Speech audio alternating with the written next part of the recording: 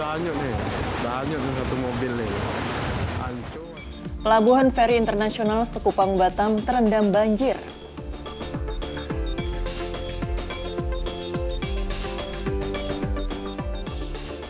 Seorang penjaga warung kopi di Pasuruan, Jawa Timur tewas setelah warung tempatnya bekerja ludes dilalap api.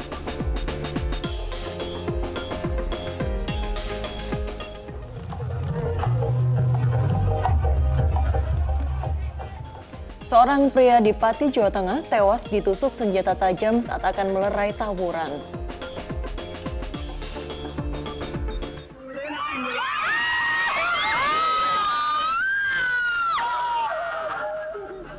Aksi heroik seorang guru honorer di Tanjung Sari, Lampung Selatan yang memperbaiki bendera hingga terjatuh.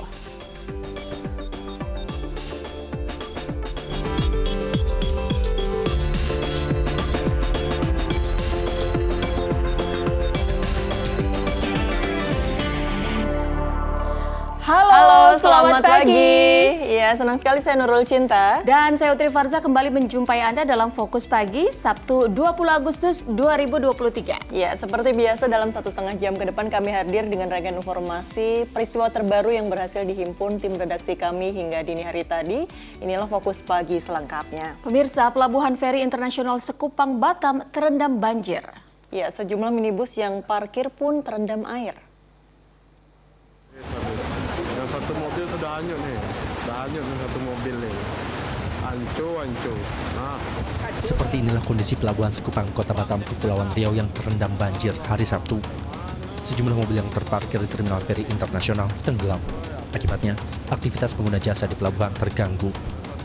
Banjir terjadi usai hujan dengan intensitas tinggi mengguyur wilayah ini. Beruntung, genangan air mulai surut pada siang hari.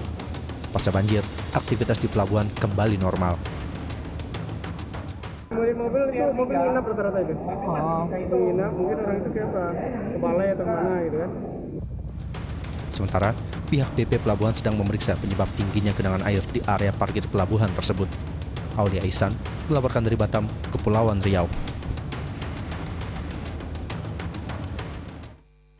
Sebuah rumah di kawasan Gambir, Jakarta Pusat hangus terbakar pada Sabtu sore. Sementara di kawasan Cengkareng, Jakarta Barat diduga akibat puntung rokok, sebuah rumah di permukiman padat penduduk juga ludes dilalap api. Syukur. Main api terus. Suka main api, suka bakar-bakar, syukur. Kepulan asap pekat disertai suara letupan terjadi saat api menghanguskan sebuah rumah di permukiman padat penduduk di Jalan Puskesmas Duri Kosambi, Cengkareng, Jakarta Pusat, Sabtu sore. Petugas pemadam kebakaran yang tiba di lokasi langsung berupaya menjinakkan api. Belum diketahui penyebab pasti terjadinya kebakaran yang melanda rumah tak berpenghuni itu. Diduga api berasal dari puntung rokok. Infonya katanya dari gerobak katanya. Kita kurang tahu juga apa dari gerobak, apa jatuhan dari atas ke gerobak, kita kurang tahu juga. Ada korban jiwa Pak RT? Nggak ada. Ya. Ini rumah kosong udah lama sih, udah ada puluhan tahun ya. Udah ada. 4 unit mobil pemadam kebakaran yang diterjunkan ke lokasi berhasil memadamkan api 30 menit kemudian.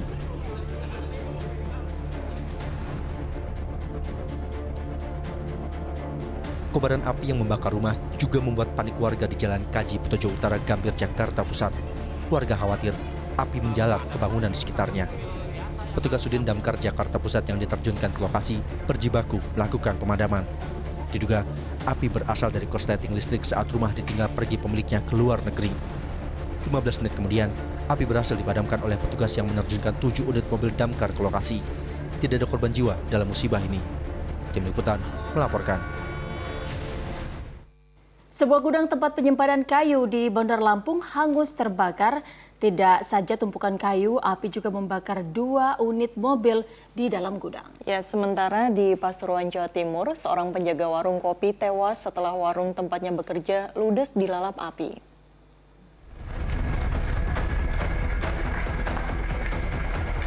Api berkobar sangat cepat dan menghanguskan sebuah warung kopi di Desa Bakalan, Kecamatan Purwosari, Kabupaten Pasuruan, Jawa Timur, Sabtu dini hari. Tidak saja menghanguskan warung, kebakaran itu mengakibatkan penjaga warung tewas. Ia terjebak di tengah kobaran api. Tim Inafis dari Polres Pasuruan menggelar olah TKP dan menemukan jasad korban. Korban diketahui bernama Siti Aisyah. Saat peristiwa terjadi, korban ditemani pemilik warung bernama Sutama. Pada saat api mulai membesar, Sutama sempat membangunkan korban namun tidak berhasil. Terus korban tidak bisa lari. Pas posisi tidur. Oh, tidur. Jadi tidak bisa lari ya. Setelah diidentifikasi, jenazah dievakuasi ke Rumah Sakit Pusdik Brimob Porong Sidoarjo untuk diotopsi. Jadi di dalam warung ini ada 2 penghuni. Yang pertama pemilik warung yang bisa menyelamatkan diri, kemudian yang satu yang penunggu warung. Untuk kepentingan penyelidikan, di lokasi kejadian telah dipasang garis polisi. Sutama sebagai pemilik warung juga telah diambil keterangannya terkait kebakaran itu.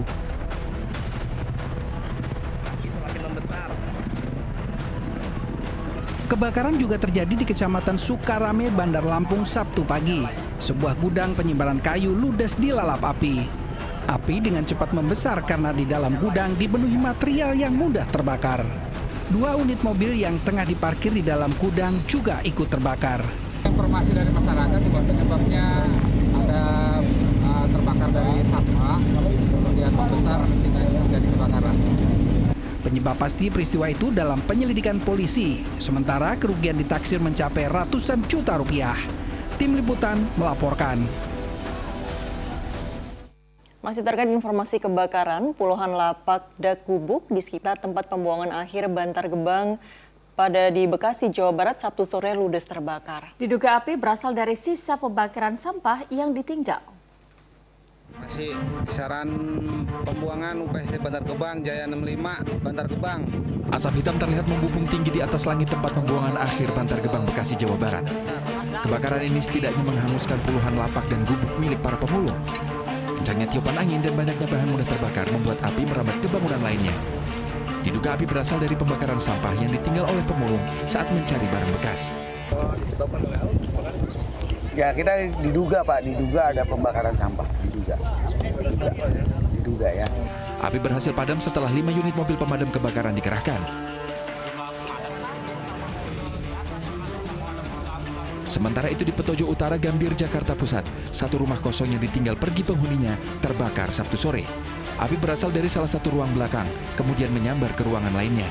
Petugas pemadam yang cepat tiba di lokasi berhasil memadamkan api seluruhnya 15 menit kemudian. Katanya sedang ke luar negeri, jadi hanya dititipkan kuncinya saja. Itu diduga mungkin masih konsleting listrik saja. Diduga kerugian akibat kebakaran mencapai puluhan juta rupiah. Tim Liputan melaporkan. Di informasi lainnya, pemirsa, kapal motor yang mengangkut belasan orang tenggelam di perairan Kepulauan Seribu, Jakarta Utara, Sabtu dini hari. Ya, 1 penumpang tewas, belasan lainnya selamat dan 3 orang masih dalam pencarian. Dengan sigap, tim SAR gabungan melakukan pencarian pada penumpang kapal motor Dewi Nur 1 yang tenggelam di perairan Kepulauan Seribu, Jakarta Utara.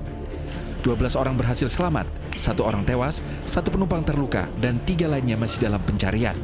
Kapal KM Dewi Nur 1 bermuatan material bangunan berangkat dari Pantai Mutiara menuju Pulau Sepa pada Sabtu dini hari. Namun di tengah perjalanan, kapal mengalami kebocoran mesin hingga tenggelam. Beruntung keberadaan para penumpang yang terombang-ambing di tengah laut diketahui kapal tugboat yang sedang melintas. Jadi mereka dievakuasi oleh tugboat tersebut dan diarahkan oleh Polair dibawa ke Bar Hakam Polairut. Dan yang meninggal dan yang 1 luka itu dibawa ke Kramat Jati. Jadi yang 10 orang masih standby di Bar Hakam. Hingga kini tim SAR Basarnas masih memfokuskan pencarian pada 3 penumpang kapal yang belum ditemukan. Arafah Supandi melaporkan dari Jakarta. 2 pelajar SMP di Sekadau, Kalimantan Barat hilang tenggelam di sungai saat sedang mandi. Petugas gabungan dikerahkan untuk melakukan pencarian korban. Keluarga siswa SMP yang hilang di sungai ini menangis histeris di tepi sungai setelah mendengar kabar anaknya hilang dan tenggelam terbawa arus di Batu Tinggi, Kabupaten Sekadau, Kalimantan Barat, Sabtu sore. Peristiwa bermula saat kedua korban bersama rombongan temannya hendak mandi di Sungai Sekadau. Namun diduga kedua korban terbawa arus sungai yang deras. Pencarian yang dilakukan tim gabungan dari BPBD dan Polri bersama warga akhirnya membuahkan hasil pada Sabtu malam. 1 korban berhasil ditemukan namun dalam kondisi tak bernyawa. Sementara 1 rekannya yang masih hilang akan kembali dilakukan pencarian pada Minggu pagi ini.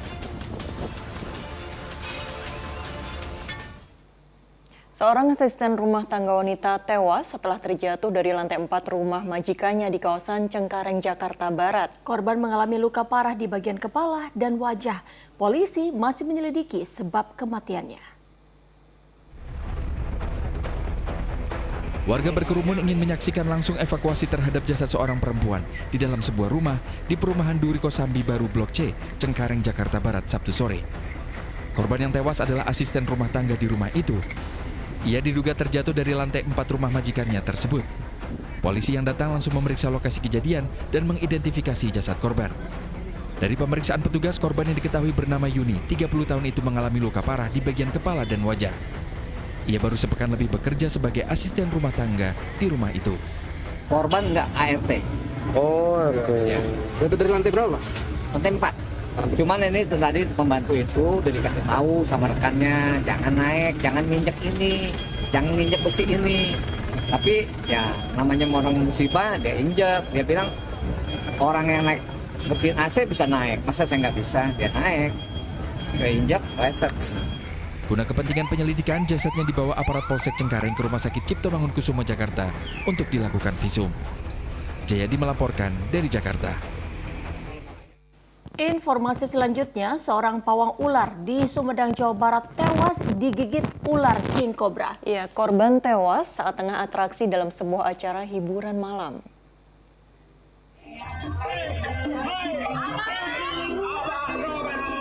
Inilah atraksi pawang ular oleh pria berusia 63 tahun dalam acara hiburan malam rakyat di Desa Bantar Mara, Kecamatan Cisarua, Sumedang, Jawa Barat. Pria bernama Rosandi awalnya nampak mahir mengendalikan ular berbisa di hadapannya. Namun sesaat kemudian ular king cobra itu menggigit tangan Rosandi. Setelah mendapat gigitan, Rosandi awalnya tidak merasakan sakit. Namun 1 jam kemudian, korban alami sesak napas disertai kejang-kejang. Meski sempat dibawa ke RSUD Sumedang, Rosandi meninggal dunia 2 jam kemudian akibat reaksi racun bisa ular king cobra. Ular king cobra yang menjadi bagian atraksi Rosandi merupakan ular yang baru saja ditangkapnya.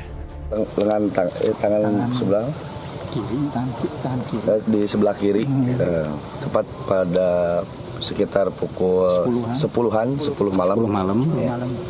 Jenis ularnya? Jenis ular king cobra. Kebetulan itu ularnya baru ditangkap. Jenazah korban selanjutnya dimakamkan di TPU Desa Cisarua oleh pihak keluarga. Agun Gunawan melaporkan dari Sumedang, Jawa Barat. Aksi heroik seorang guru honorer di Tanjung Sari, Lampung Selatan yang memperbaiki tali bendera hingga terjatuh saat upacara 17 Agustus kemarin terus menjadi buah bibir masyarakat. Iya, kendati gagal lantaran tiang bendera patah, ia mendapat penghargaan khusus dari Kapolres Lampung Selatan.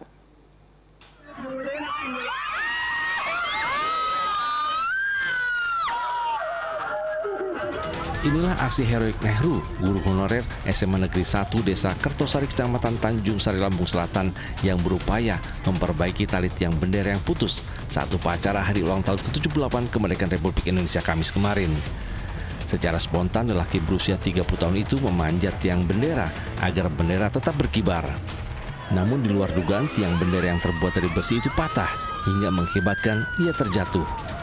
Meski terhempas dari ketinggian 5 meter, pelatih Paskibra SMA Negeri 1 Kertosari itu tak mengalami luka serius. Atas dedikasinya memanjat tiang bendera itu, Nehru mendapat piagam penghargaan dari Kapolres Lampung Selatan, AKBP Yusriandi Yusrin, dalam sebuah upacara di halaman Mapolres yang dihadiri jajaran Polres Lampung Selatan Sabtu pagi. Saya melakukan hal itu berdasarkan betul dari hati, tidak ada unsur apa yang nanti akan perlu kita garis bawahi, ya, perlu kita sikapi, di mana di sini kita melihat adanya sikap jiwa, ya, semangatnya beliau, ya, pengorbanan perjuangannya beliau Pak Nehru, ya pasti sikap nasionalismenya beliau itu. Inilah yang harus kita terus gelorakan ya kepada seluruh masyarakat di manapun berada. Lebih jauh, Kapolres menambahkan, Nehru dinilai layak mendapat penghargaan karena memiliki sikap nasionalisme yang patut dicontoh. Asep Saifullah melaporkan dari Lampung Selatan, Lampung. Seorang pria di Polewali Mandar, Sulawesi Barat tiba-tiba menyerang dua tetangganya secara brutal dengan menggunakan senjata tajam. Fokus Pagi segera kembali bersama Utri Farzah.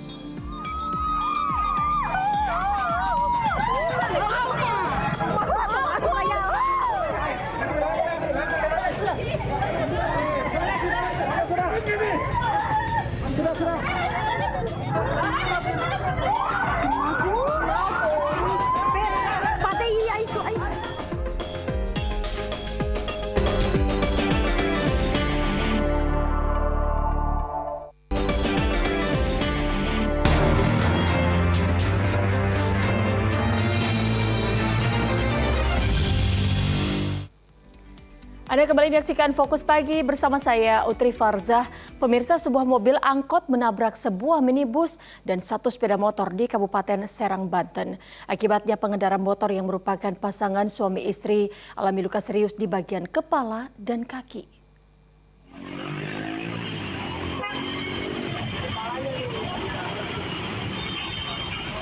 Mobil angkutan umum ini ringsek usai menabrak sebuah minibus dan satu sepeda motor di Jalan Raya Serang, Banten. Akibatnya, pengendara motor yang merupakan pasangan suami istri alami luka serius di bagian kepala dan kaki dan langsung dilarikan ke klinik. Kecelakaan berawal saat angkot yang melaju dari arah Balaraja menuju Serang tiba-tiba hilang kendali dan langsung menabrak minibus serta sepeda motor. Diduga sopir angkot mengantuk. Dari arah Balaraja itu mobil angkot, terus dari angkot ke angkot itu langsung ke kanan.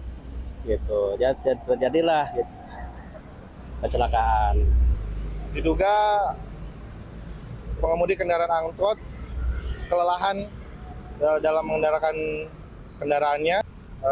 Untuk kasusnya sedang kita tangani penyelidikan lebih lanjut. Sementara anggota unit Gakum Satlantas Polres Serang langsung melakukan olah TKP guna mengetahui penyebab pasti terjadinya kecelakaan ini. Ariel Maranus melaporkan dari Kabupaten Serang, Banten. Acara musik merayakan Hari Kemerdekaan di Pati, Jawa Tengah berujung maut. Seorang pria tewas ditusuk senjata tajam saat akan melerai tawuran para penonton.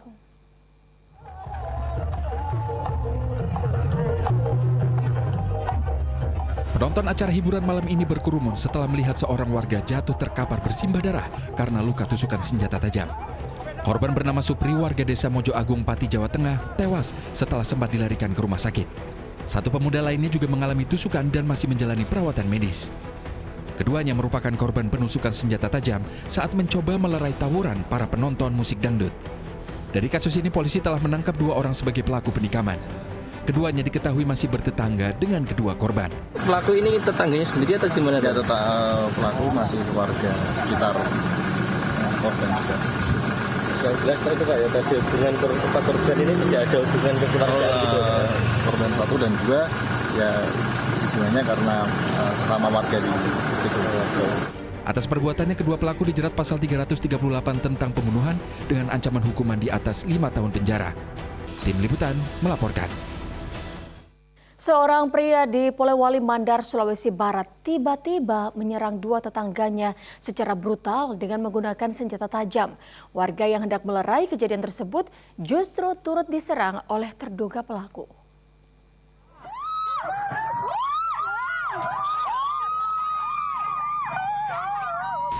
Inilah saat warga bersama aparat kepolisian mengamankan seorang pria yang diduga melakukan penganiayaan terhadap tetangganya di lingkungan Kope, Polewali Mandar, Sulawesi Barat pada Sabtu siang. Terduga pelaku ini menyerang tetangganya dengan senjata tajam jenis parang berukuran besar. Akibat insiden ini, korban bernama Ramli bersama anak perempuannya mengalami luka. Peristiwa ini terjadi saat korban bersama anaknya tengah beristirahat, namun tiba-tiba terduga pelaku langsung masuk rumah korban dan langsung menyerang secara brutal dengan senjata tajam. Warga sekitar yang hendak melerai kejadian tersebut justru turut diserang terduga pelaku.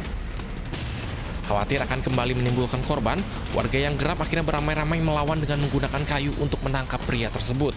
Ini bahwa atas nama Anto itu masuk pijakan kaca nunya Pak Ramli, sehingga tapi memang dia bawa parak memang katanya Pak Dua. Nah itu masalah apa dilakukan penganiayaan sampai sekarang juga kami belum tahu.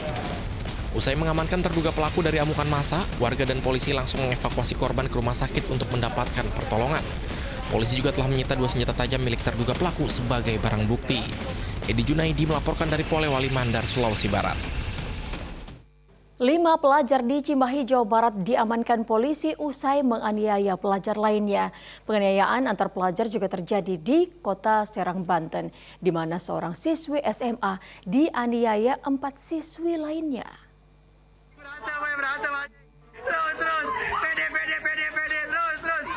Seorang siswi SMA dianiaya 4 siswi lain berbeda sekolah di Jalan Hasyim Asyari, Cipondo, Tangerang.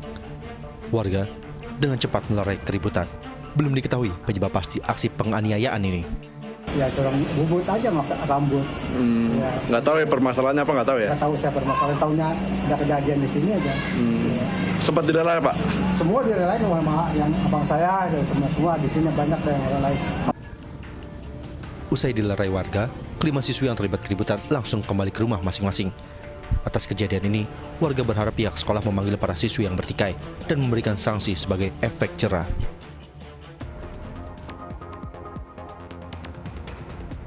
Lima pelajar di kota Cimahi melakukan penganiayaan terhadap seorang pelajar berinisial GA di arena balap sepeda velodrome Jalan Padasuka. Aksi tak terpuji ini pun tersebar luas di dunia maya. Berdasarkan rekaman video yang beredar dan memeriksa sejumlah saksi di lokasi kejadian, penyidik Satreskrim Polres Cimahi mengamankan para terduga pelaku di lokasi berbeda. Kelima orang ini melakukan perundungan atau aksi bullying kepada korban dikarenakan korban sempat memvideokan para pelaku ketika memasang sebuah bendera yang memiliki identitas dari kelompok mereka, yaitu Dangerous Young Wolf. Ketika diupload di video, ada ucapan bahwa ada serigala sedang memasang bendera, sehingga para pelaku ini merasa tersinggung. Setelah menjalani pemeriksaan, kelima terduga pelaku akhirnya tak ditahan dan kemudian dibebaskan setelah dipertemukan dengan korban, masing-masing orang tua dan pihak sekolah. Seluruh pihak menyepakati permohonan maaf dan tak melanjutkan kasus ini ke proses hukum, namun dilakukan pembinaan internal di sekolah dan keluarga. Tim Liputan melaporkan. Terduga pelaku pembalakan terhadap pengemudi truk dan mobil pickup yang kerap beraksi di eksit tol Tomang, Jakarta Barat diringkus polisi. Tak hanya melakukan pembalakan, para terduga pelaku juga menusuk pengemudi dan kernet mobil pickup dengan senjata tajam hingga terluka.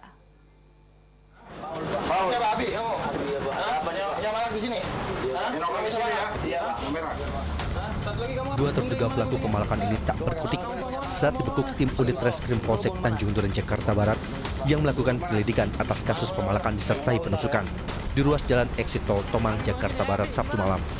Kemudian meminta kedua terduga pelaku untuk menunjukkan senjata tajam yang digunakan untuk melukai korban dan sempat dibuang di semak-semak di sekitar lokasi kejadian. Dua terduga pelaku ini bersama 3 rekannya melakukan aksi pemalakan dan penusukan terhadap pengemudi dan kernet mobil pickup di ruas jalan eksit tol Tomang.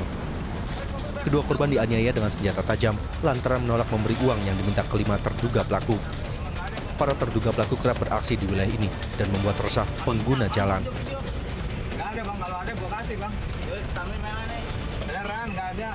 Terkait dengan adanya laporan dari masyarakat terkait dengan adanya upaya pemalakan yang dilakukan oleh preman ataupun terkait dengan orang-orang yang melakukan pungli di eksit tol Tomang, yang mana korban ini mengalami kerugian berupa handphonenya hilang, diambil, etol, dan juga mengalami luka di bagian punggung, luka tusukan. Guna pemeriksaan lebih lanjut, kedua terduga pelaku berikut barang bukti sebilah pisau badik dan gunting yang ditemukan di lokasi diamankan ke kantor Polsek Tanjung Duren, Jakarta Barat. Polisi juga masih memburu 3 terduga pelaku lain. Jayadi melaporkan dari Jakarta. Di informasi lainnya, pemirsa, aksi pencurian sepeda motor yang dilakukan oleh 2 orang pria di Kabupaten Bogor, Jawa Barat tergolong nekat karena dilakukan saat lalu lintas ramai. Sementara di Lebak, Banten, seorang residivis pencurian kendaraan roda 4 menggunakan senjata api rakitan diringkus. Dengan berjalan tertatih, pria ini digelandang ke kantor polisi oleh aparat. Kaki kanannya dihadiahi timah panas petugas karena mencoba kabur saat akan ditangkap. Ia ditangkap karena diduga mencuri mobil pickup di Jalan Raya Labuan Pandeglang, tepatnya di wilayah Kecamatan Saketi. Selain menyita kendaraan yang dicuri, polisi juga mengamankan senjata api rakitan yang digunakan tersangka serta kunci letter T. Residivis kambuhan itu dijerat pasal tentang pencurian dengan pemberatan dan terancam kurungan 5 tahun penjara. Pelaku ini merupakan seorang residivis yang sebelumnya juga pernah menjalani hukuman dengan kasus yang sama. Dari tangan pelaku, setelah kita amankan, kita temukan juga satu pucuk senpi rakitan, yang dimana senpi rakitan ini selalu digunakan oleh pelaku atau selalu dibawa setiap. Sementara di Kabupaten Bogor, Jawa Barat, sebuah sepeda motor yang diparkir di Jalan Kompleks Perumahan Gunung Putri digondol maling Sabtu siang. Kedua pria yang diduga pelaku datang menggunakan sepeda motor, salah satu diantaranya langsung mendekati target. Dalam hitungan detik keduanya langsung membawa kabur motor korban. Aksi mereka tergolong nekat karena dilakukan di tengah lalu lintas yang masih ramai. Korban baru mengetahui motornya hilang ketika hendak kembali ke rumah usai membeli sesuatu. Aksi pencurian itu sudah dilaporkan ke Polsek Gunung Putri untuk dilakukan penyelidikan. Diduga edarkan narkoba jenis sabu-sabu, seorang pria di Tanjung Pinang, Kepulauan Riau dibekuk. Polisi terpaksa menyamar untuk menangkap tersangka.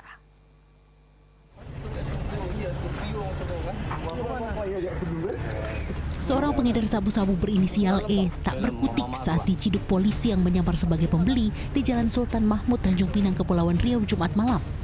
Pria itu ditangkap saat akan melakukan transaksi narkoba. RT, sama Pak RT ya. Ini apa Bang? Sabu Pak. Sabu ya. Pria berusia 40 tahun itu sempat menghilangkan barang bukti dengan membuangnya ke tepi jalan. Namun polisi berhasil menemukan 2 paket sabu-sabu siap edar di dalam bungkusan makanan. Tadi siapa yang buang sini? Saya Pak. Nah, ya.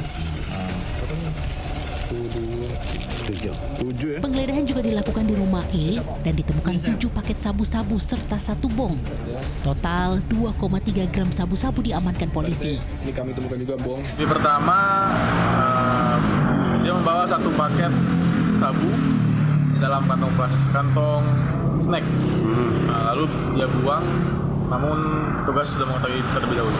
Kemudian sisa BB-nya berada di rumah.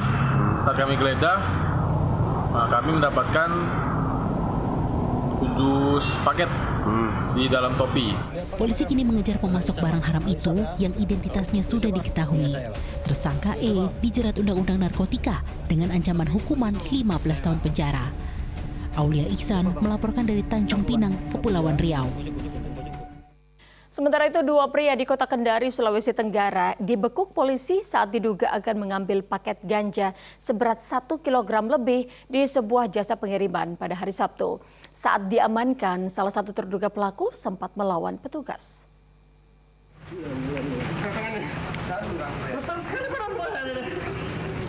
Pria ini berusaha melawan polisi saat diamankan. Ia bersama rekannya dibekuk saat diduga akan mengambil kiriman paket ganja di jasa pengiriman di Kelurahan Mata Iwoi, Kota Kendari. Terduga pelaku sempat tak mengaku terkait isi paket yang dimilikinya adalah ganja. Namun setelah dibuka, terdapat 8 wadah makanan yang berisi ganja dengan berat lebih dari 1 kilogram. Apa namanya ini? Ganja. Barang haram tersebut berasal dari Medan, Sumatera Utara yang dipesan terduga pelaku melalui media sosial.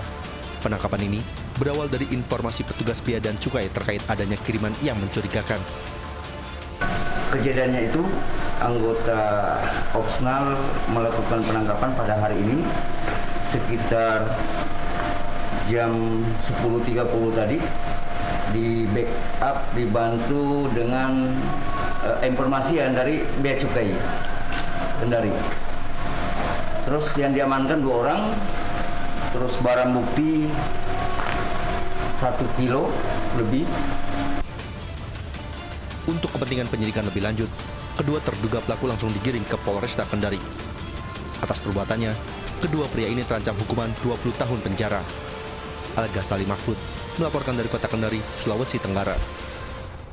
1 orang tewas akibat terjebak kebakaran lahan di Kabupaten Kapuas Hulu, Kalimantan Barat. Fokus Pagi akan segera kembali dengan informasi selengkapnya bersama Nurul Cinta.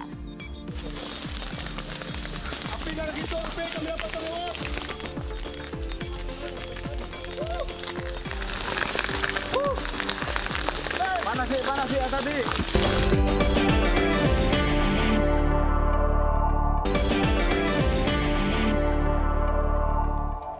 Anda kembali menyaksikan Fokus Pagi. Kasus dugaan kelalaian perawat terhadap seorang bayi di rumah sakit di Jakarta Barat terus bergulir. Orang tua bayi bersama kuasa hukumnya mendatangi rumah sakit untuk melayangkan surat permohonan klarifikasi soal penanganan korban yang kondisinya sempat kritis. Cynthia Suciati, ibu dari bayi LAH, Sabtu sore bersama kuasa hukumnya dari Hotman Paris 911 mendatangi Rumah Sakit Anak dan Bunda Harapan Kita Jakarta Barat. Keluarga dan kuasa hukum melayangkan surat permohonan klarifikasi kepada pihak RSAB Harapan Kita atas kasus dugaan kelalaian yang dilakukan perawat terhadap bayi LAH.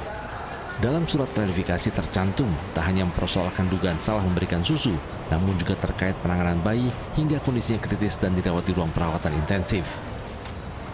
Jadi tidak hanya perihal susu aja, ada juga kejang-kejang ya, kejang-kejang yang ternyata ibu sudah memberikan informasi bahwa anak saya ada kejang-kejang, tapi tidak ditindaklanjuti oleh nakes tersebut. Sampai akhirnya berapa jam? 2,5 jam. Ibu sudah memanggil nakes itu sekitar 4 kali. 4 kali, baru dia masuk ke IGD dengan keadaan sudah melemah. Gitu. RSAB Harapan Kita juga telah memberikan klarifikasi atas kasus yang menimpa bayi LAH. Kejadian yang menimpa bayi berusia 2 bulan itu bukanlah karena salah memberikan susu formula oleh salah satu tenaga kesehatannya, melainkan karena riwayat sakit sang bayi sudah menjalar sehingga menyebabkan terjadinya pendarahan. Sebetulnya pasien ini adalah pasien yang lahirnya di rumah sakit luar, tidak lahir di RSAB Harapan Kita. Nah, kemudian pasien ini lahir memang ada kelainan dengan atresia usus halus dan sudah dilakukan operasi di rumah sakit lain. Berarti itu bukan semata-mata oleh susu, tapi oleh infeksi yang sebelumnya sudah terjadi. Itu dari pihak rumah sakit. Susu bukan salah satu penyebab bahwa pasien ini masuk ICU. Informasi dari tim medis kami disampaikan bahwa pasien masuk ICU ini memang karena kondisi pasien yang sudah sangat berat kondisi penyakitnya. RSAB Harapan Kita terus berupaya dengan optimal melakukan perawatan demi kesembuhan sang bayi dan tidak merujuk ke rumah sakit lain lantaran RSAB Harapan Kita Jakarta Barat merupakan rumah sakit rujukan yang terakhir. Halo, ini Nala namanya. Nala Bobo ya, nyanyinya. Kasus yang menimpa bayi LAH ini menyedot perhatian masyarakat setelah Ibunda Cynthia Suciati mengunggah video kondisi sang buah hati di akun media sosialnya. Bayi LAH yang lahir bulan Juni lalu sebelumnya didiagnosa dokter mengalami kelainan fungsi hati dan penyumbatan saluran pencernaan. Anak pasangan suami istri Nando dan Cynthia itu akhirnya dirujuk ke RSAB Harapan Kita dengan kondisi feses cair dan lemas dengan tambahan diagnosa diare dan dehidrasi. Jayadi melaporkan dari Jakarta. Beralih ke informasi lain, kebakaran lahan di Kabupaten Kapuas Hulu, Kalimantan Barat menelan korban jiwa. Satu keluarga yang terdiri dari ayah, ibu, dan seorang anak terjebak di lahan yang terbakar.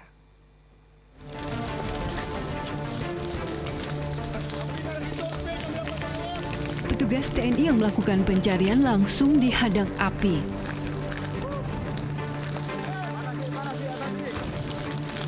Tim dari Satgas Pamtas RI Malaysia Yon Armet 10 Braja Musti ini tetap mencoba menembus lahan yang terbakar di Desa Janting, Kecamatan Badau, Kapuas Hulu, Jumat sore. Setelah berhasil membuka jalur masuk ke area lahan yang terbakar, petugas menemukan satu keluarga yang terdiri dari bapak, ibu, dan seorang anak dalam kondisi memprihatinkan. Bapak dan anak terduduk lemas dan syok, sementara sang ibu terbaring dalam kondisi tak bernyawa.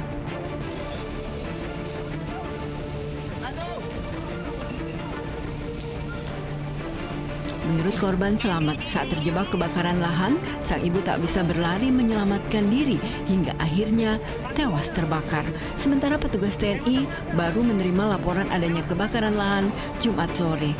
Saya segera membagi menjadi 2 tim, yaitu tim evakuasi dan tim pemadaman api. Dan tim evakuasi segera mencari keberadaan personil atau warga tersebut. Ditemukan ada 3 orang, yaitu 1 laki-laki, 1 orang ibu dan 1 orang anak. Untuk ibu pada saat itu sudah meninggal di tempat terbakar.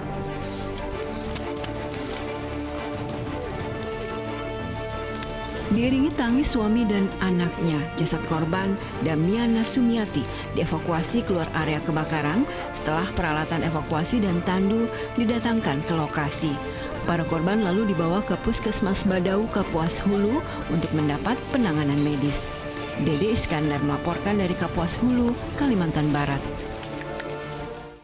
Sementara itu kebakaran lahan di sejumlah wilayah kian meluas. Di Kabupaten Ogan Ilir, Sumatera Selatan, luas lahan yang terbakar mencapai 131 hektar. Di Palangkaraya, Kalimantan Tengah, lebih 82 hektar lahan yang terbakar.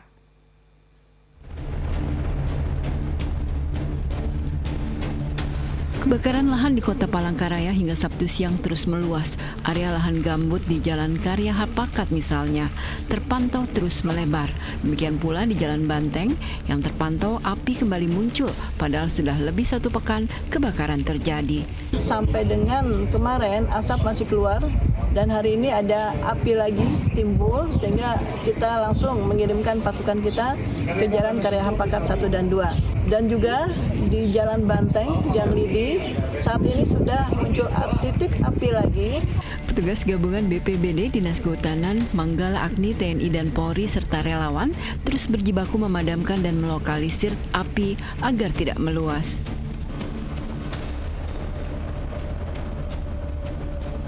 Pemadaman juga dilakukan dari udara menggunakan helikopter waterbombing karena kawasan yang terbakar sangat luas dengan akses jalan yang sulit dijangkau petugas melalui darat.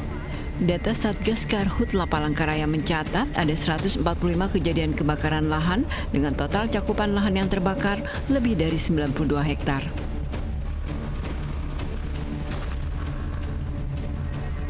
Di Kabupaten Ogan Ilir, Sumatera Selatan, kepulan asap tebal akibat kebakaran lahan Sabtu siang mewarnai langit di Kecamatan Pemulutan.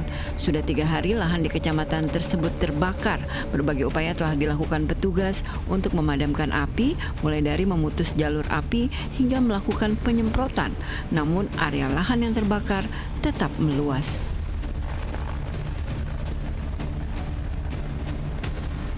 Padahal petugas telah menurunkan sejumlah helikopter waterbombing atau penyemprot air untuk melakukan pemadaman api dari udara.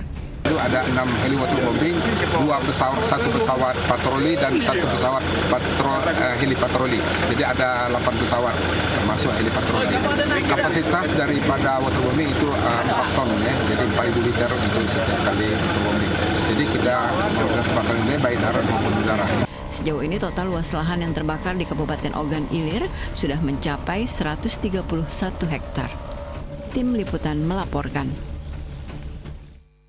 Akibat kebakaran hutan dan lahan, kabut asap tebal menyelimuti langit Sampir, Kabupaten Kota Waringin Timur, Kalimantan Tengah. Jumlah kasus warga terkena penyakit infeksi saluran pernafasan akut meningkat hingga hampir 100%.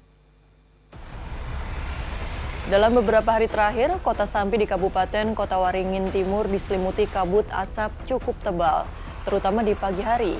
Kualitas udara di Sampit menjadi tidak sehat.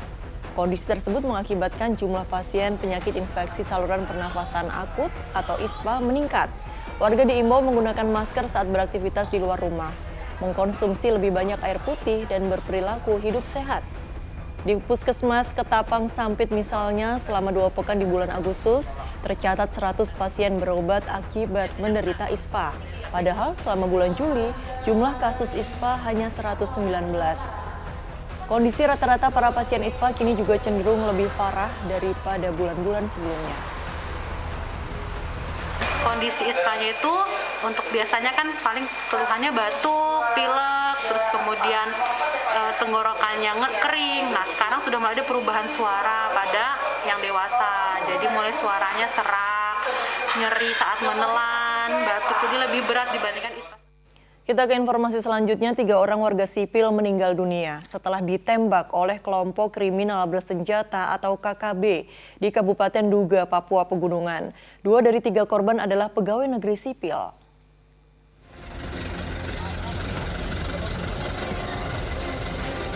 Menggunakan pesawat Smart Aviation, 3 jenazah warga sipil yang menjadi korban penembakan oleh kelompok kriminal bersenjata atau KKB dievakuasi ke Mimika, Papua Tengah.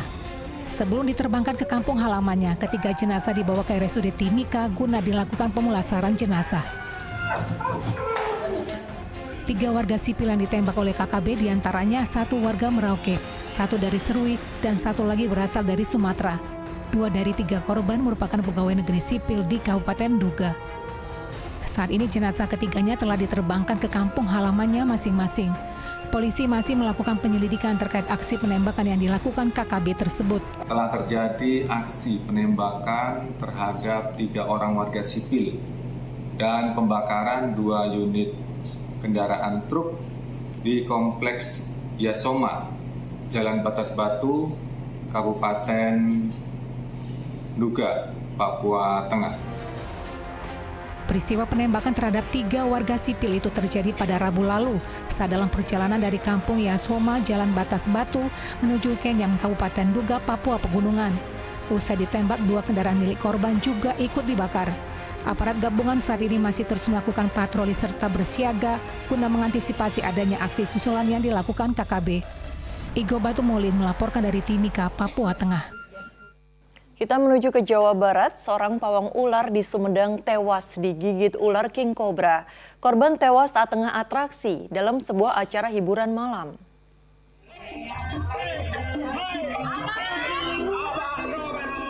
Inilah atraksi pawang ular oleh pria berusia 63 tahun dalam acara hiburan malam rakyat di Desa Bantar Mara, Kecamatan Cisarua, Sumedang, Jawa Barat. Pria bernama Rosandi awalnya nampak mahir mengendalikan ular berbisa di hadapannya. Namun sesaat kemudian, ular king cobra itu menggigit tangan Rosandi. Setelah mendapat gigitan, Rosandi awalnya tidak merasakan sakit. Namun 1 jam kemudian, korban alami sesak napas disertai kejang-kejang. Meski sempat dibawa ke RSUD Sumedang, Rosandi meninggal dunia 2 jam kemudian akibat reaksi racun bisa ular king cobra. Ular king cobra yang menjadi bagian atraksi Rosandi merupakan ular yang baru saja ditangkapnya. Lengan tangan sebelah kiri, tangan kiri. Di sebelah kiri, tepat pada sekitar pukul 10 malam. Ya. Jenis ularnya? Jenis ular king cobra. Kebetulan itu ularnya baru ditangkap. Jenazah korban selanjutnya dimakamkan di TPU Desa Cisarua oleh pihak keluarga. Agun Gunawan melaporkan dari Sumedang, Jawa Barat. Aksi heroik seorang guru honorer di Tanjung Sari, Lampung Selatan yang memperbaiki bendera hingga terjatuh. Fokus Pagi akan segera kembali.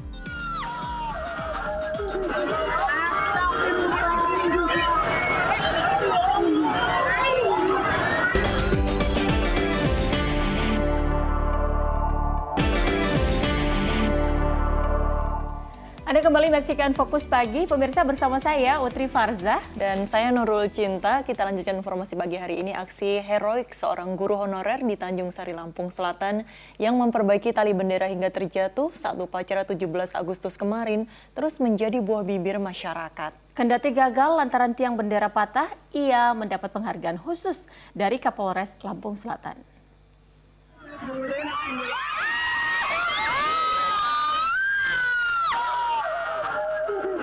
Inilah aksi heroik Nehru, guru honorer SMA Negeri 1 Desa Kertosari, Kecamatan Tanjung Sari, Lampung Selatan yang berupaya memperbaiki tali tiang bendera yang putus saat upacara hari ulang tahun ke-78 kemerdekaan Republik Indonesia Kamis kemarin. Secara spontan, lelaki berusia 30 tahun itu memanjat tiang bendera agar bendera tetap berkibar. Namun di luar dugaan, tiang bendera yang terbuat dari besi itu patah hingga mengakibatkan ia terjatuh. Meski terhempas dari ketinggian 5 meter, pelatih Paskibra SMA Negeri 1 Kertosari itu tak mengalami luka serius. Atas dedikasinya memanjat tiang bendera itu, Nehru mendapat piagam penghargaan dari Kapolres Lampung Selatan, AKBP Yusriandi Yusrin, dalam sebuah upacara di halaman Mapolres yang dihadiri jajaran Polres Lampung Selatan Sabtu pagi. Saya melakukan hal itu berdasarkan betul dari hati, tidak ada unsur apa yang nanti akan perlu kita garis bawahi, ya perlu kita sikapi, di mana di sini kita melihat adanya sikap jiwa, ya semangatnya beliau, ya pengorbanan perjuangannya beliau Pak Nehru, ya pasti sikap nasionalismenya beliau itu. Inilah yang harus kita terus gelorakan ya kepada seluruh masyarakat di manapun berada. Lebih jauh, Kapolres menambahkan, Nehru dinilai layak mendapat penghargaan karena memiliki sikap nasionalisme yang patut dicontoh. Asep Saifullah melaporkan dari Lampung Selatan, Lampung.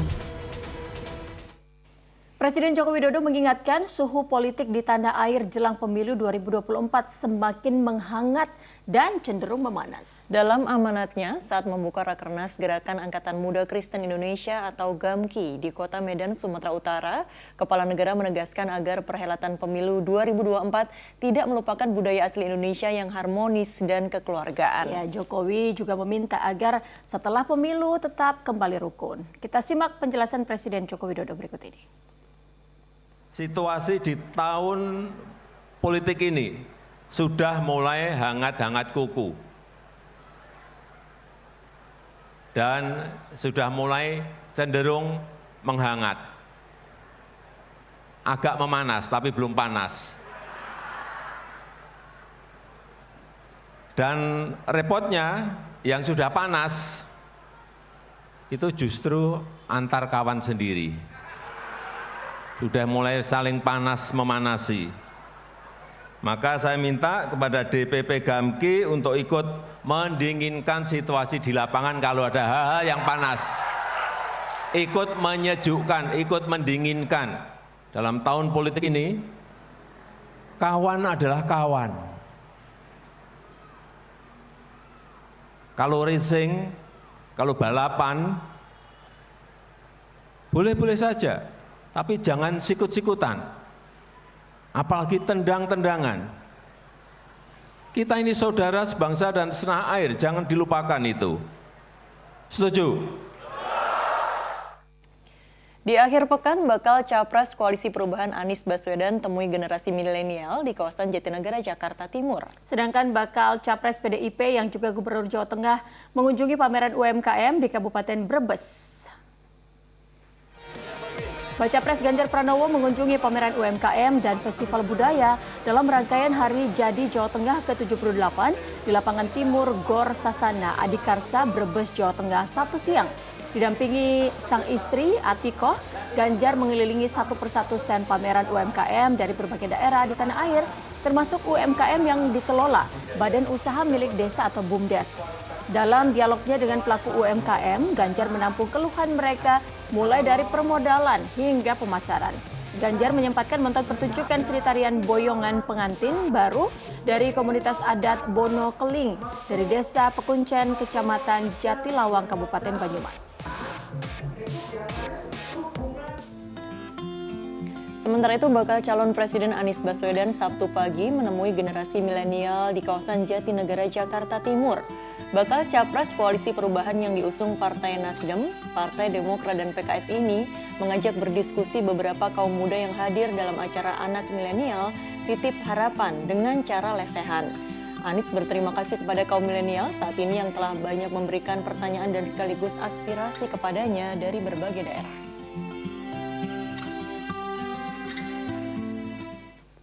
Menteri Perdagangan Zulkifli Hasan selaku Ketua ASEAN Economic Minister memimpin pertemuan ke-37 dan juga ASEAN Free Trade Agreement Council yang berlangsung di Semarang, Jawa Tengah.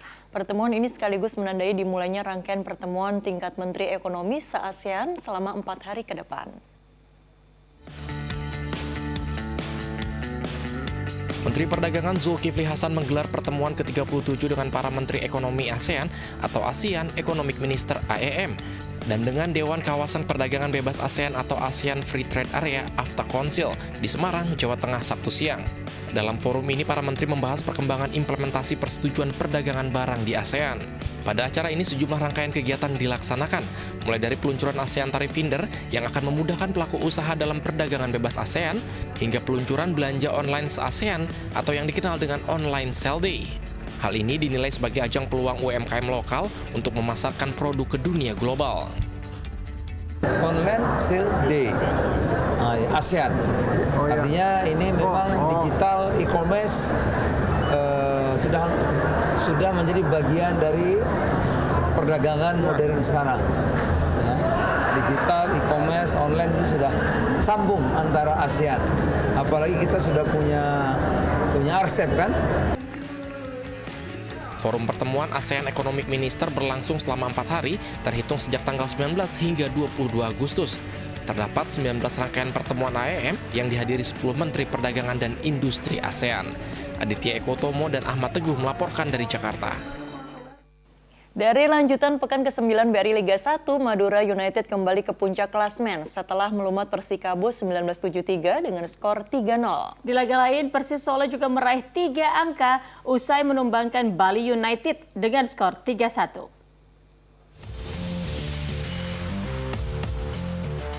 Madura United menghadapi tuan rumah Persikabo 1973 di Stadion Wibawa Mukti, Kabupaten Bekasi, Jawa Barat pada pekan ke-9 BRI Liga 1 Sabtu sore. Jelang rehat antar babak, tim tamu unggul lebih dulu berkat gol Francisco Rivera usai menuntaskan umpan Malik Rizaldi. Di interval kedua, Laskar Sapekerap makin ganas. Pada menit ke-60, Rivera mencetak gol kedua di laga ini. Kali ini melalui sundulan memaksimalkan asis Bayu Gatra. 11 menit berselang, Malik Rizaldi yang lolos dari jebakan offside menutup pesta gol Madura United setelah menuntaskan umpan jarak jauh dari Muhammad Tahir. Menang 3-0, tim Pulau Garam kembali ke puncak klasmen dengan menggeser Borneo FC. Sementara itu Persis Solo berhasil kembali meraih hasil apik. Melawan Bali United di Stadion Manahan, Solo, Jawa Tengah, Sabtu malam, Persis unggul di babak pertama melalui gol Diego Bardanka yang menyambar umpan sepak pojok Musa Sidibe. 5 menit babak kedua dimulai, penyerang Bali United Jefferson Asis mencetak gol balasan yang membuat skor imbang 1-1. Laskar Sang Bernyawa kembali unggul berkat gol penalti Fernando Rodriguez di menit ke-63. Saat injury time, Arapenta Purba mencetak gol sambaran dari luar kotak penalti yang membuat Persis menang 3-1 dan naik ke papan tengah di klasmen sementara.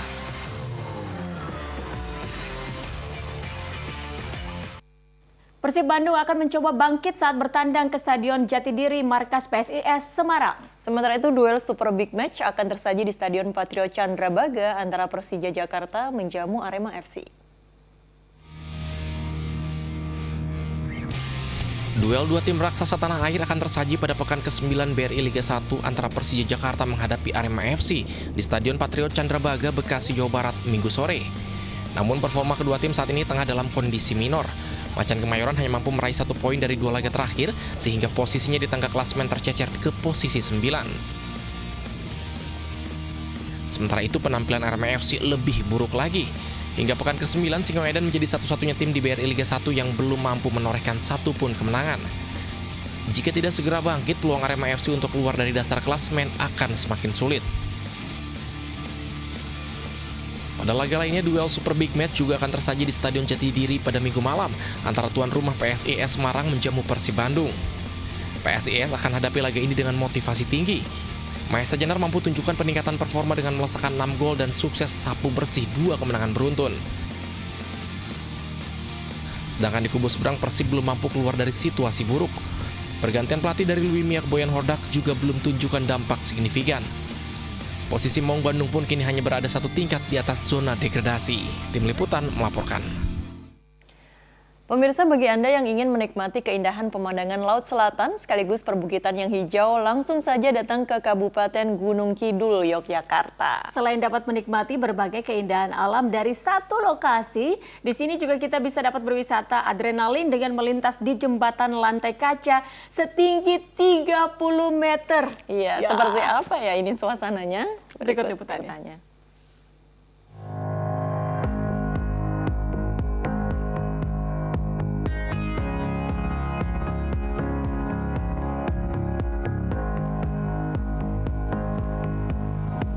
Lagi bingung mau liburan kemana? Menikmati pemandangan laut yang eksotis atau ingin melihat perbukitan yang hijau untuk menyejukkan mata? Nggak usah bingung, langsung aja datang ke objek wisata Stone Valley yang ada di Kecamatan Tepus, Kabupaten Gunung Kidul, Yogyakarta. Di sini, kita bisa menikmati dua pemandangan alam sekaligus. Pemandangan laut selatan yang eksotis dan kesejukan perbukitan hijau khas Gunung Kidul. Masih kurang? Bagi Anda yang ingin memacu adrenalin, langsung aja jalan di jembatan kaca yang memiliki panjang 6 meter di ketinggian 30 meter. Jangan lupa untuk mengabadikan momen saat berada di sini. Cocok banget untuk koleksi foto di media sosial. Menurut saya sih keren ya, soalnya ini kan dekat pantai, view-nya laut gitu langsung, terus sama alam banget, alami gitu. Jadi ini wajib dicoba. Keindahan alam yang disuguhkan membuat objek wisata yang baru dibuka pada awal Agustus 2023 ini langsung diserbu wisatawan. Untuk bisa menikmati keindahan alam di objek wisata ini, pengunjung hanya dikenakan biaya masuk sekitar Rp20.000. Pihak pengelola mengatakan bahwa Stone Valley mengusung konsep bebatuan Kars dan menyajikan wisata dengan slogan Pesona Cakrawala Gunung Kidul. Jadi konsepnya itu experiencing, orang datang memiliki pengalaman di dalam lingkungannya, kemudian menikmati syarat Tuhan. Ada batu-batu yang memang dinamakan Stone Valley karena banyak ekspos batu-batu. Objek wisata ini berjarak 60 km dari pusat kota Yogyakarta atau dapat ditempuh dengan waktu 2,5 jam menggunakan kendaraan pribadi. Gandung Jatmika melaporkan dari Kabupaten Gunung Kidul, Yogyakarta.